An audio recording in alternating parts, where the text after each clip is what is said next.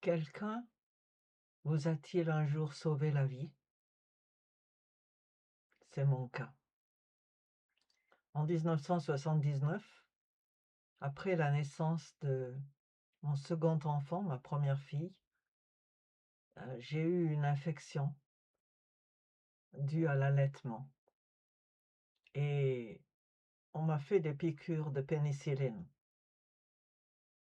Après la première piqûre, je ne me sentais pas trop bien.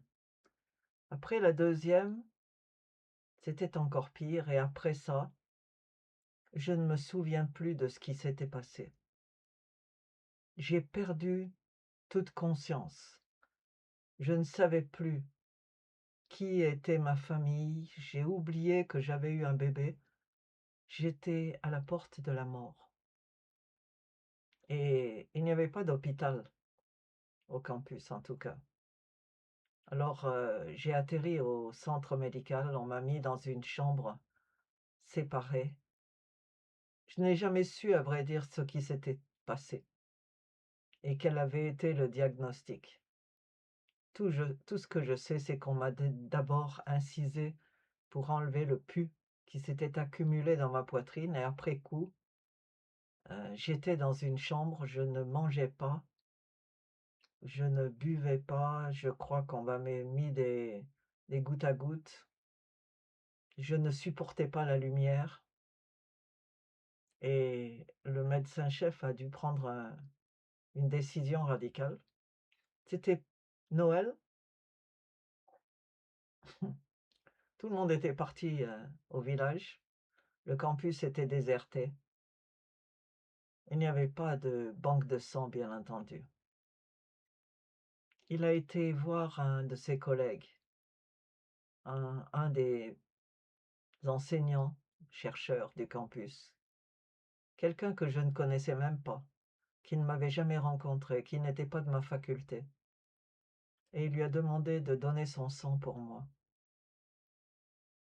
et il l'a fait. Un jour, je me souviens que quelqu'un est rentré dans la chambre, a dit quelque chose que je ne savais pas. On m'a installé un goutte à goutte, une transfusion de sang. Je me souviens seulement que j'avais un mal à la tête épouvantable, mais je ne pouvais rien dire.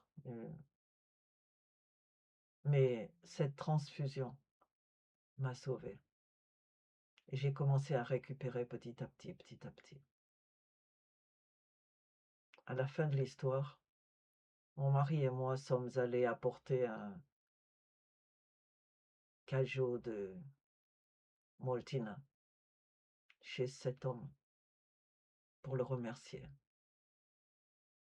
Mais bien sûr, aucun cadeau, aucun remerciement n'était suffisant. C'était un don gratuit, plus que gratuit. Et je vous encourage à donner aux autres, que ce soit petit ou grand. Ça a fait une différence et je suis encore vivante. J'aurais pu mourir cet hiver-là. Alors, merci Seigneur pour la vie et pour tous ceux qui donnent aux autres.